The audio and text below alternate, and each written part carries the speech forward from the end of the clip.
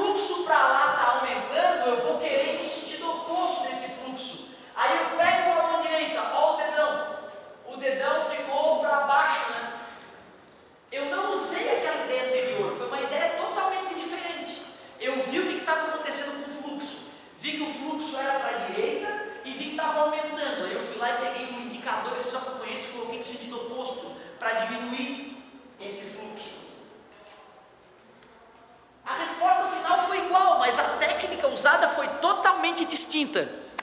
Galera de casa, me perdoem. Esqueci deles. Então olha só. Agora nós aplicamos a lei de Lenz de fato. Aplicamos a lei de Lenz de fato. Quando eu afasto esse ímã, o fluxo magnético aumenta ou diminui? Fluxo esse que é para a esquerda. Diminui, claro, estou cada vez mais distante. Se o fluxo magnético diminui, usamos a regra da mão direita para gerar fluxo no mesmo sentido. Então já que está diminuindo, eu quero ajudar, eu quero aumentar. Por isso que eu pegaria a espira colaborando com o fluxo que está diminuindo. Aí o dedão fica para cima. O fluxo magnético aponta para a direita. E quando eu aproximo, está aumentando o fluxo. Eu vou querer ir contra esse aumento. Claro, afastar o polo sul é o mesmo que aproximar o polo norte. O fluxo magnético aponta para a direita, só que como o ímã se afasta, diminui. Se diminui, eu uso a regra da mão direita para aumentar o fluxo, para compensar essa redução. Concordam que foi o mesmo resultado? Foi o mesmo resultado, mas o raciocínio foi inteiramente distinto. Claro que no final das contas a regra da mão direita estava na jogada, mas a maneira como eu fui aplicar a regra da mão direita foi diferente. Numa delas eu simplesmente fingi que a espira era um eletroímã, que sempre se opunha ao movimento do ímã, e lembrei que penetra no polo sul, emerge no polo norte. Já na lei de Lenz eu vi o que estava acontecendo com o fluxo. Quando ele aumentava, eu ia contra ele, com a regra da mão direita. Quando ele diminuía, eu ia a favor dele, para compensar.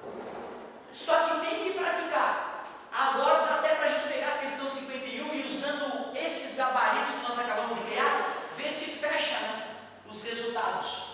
Na primeira, na letra A, eu estava aproximando o polo sul e a corrente elétrica foi para baixo, na parte aproximando o polo sul, a corrente elétrica foi para baixo, verdadeiro. Na letra B eu estava afastando o polo norte e a corrente elétrica foi para baixo. Afastando o polo norte e a corrente elétrica foi para baixo, verdadeiro. Aí tu pode, né, fazer mais uma verificação daquela questão que a gente corrigiu. Certo, meus queridos? Deixa eu verificar se o gabarito bateu mesmo com aquilo que eu tinha passado antes. Aproximando o polo sul, corrente para baixo, letra A, verdadeiro. Afastando o polo norte, a corrente é para baixo, a letra B é verdadeira. Afastando o polo sul, a corrente deveria subir no lado virado para a gente, está descendo, a letra C é falsa. Aproximando o polo norte, a corrente sobe, a letra D é verdadeira, que eu tive confundido. E aproximando o polo norte, a corrente sobe, está falso também. Então só tinha me confundido na letra D e na letra E. Continuo com mais de uma correta mesmo. Outra coisa interessante, se nós mudarmos a posição da espira, se nós fizermos uma espira com a parte fininha ali e a parte grossa aqui, com essa parte virada para a gente, já muda, tá? Quando eu aproximar dessa espira o polo sul, o ímã vai ser repelido, polo sul e polo norte. Penetra no sul, emerge no norte. Tu vê, a corrente na espira seria para baixo, mas seria para baixo no fio de lá, caso a espira estivesse virada no sentido oposto. Observa como é perigoso a visualização espacial da espira, já muda tudo. Se a figura não estiver bem clara, tu não tem como saber a posição da espira. Eu confesso a vocês que lá na questão 51 eu não sei qual é o lado da espira que está para fora da apostila, qual é o lado que está para dentro. Eu supus que a parte, né, que tem a setinha, que tem a letrinha I, é que está virado para nós. Também é outra coisa perigosa. Agora sim, vou voltar a fazer algumas questõezinhas. Se alguém tivesse alguma dúvida ainda que não tinha sido respondida, vamos aproveitar. Que agora eu fiquei satisfeito. Acho que eu fui um pouco mais didático que na hora de corrigir a questão 51, que eu me enrolei um pouco.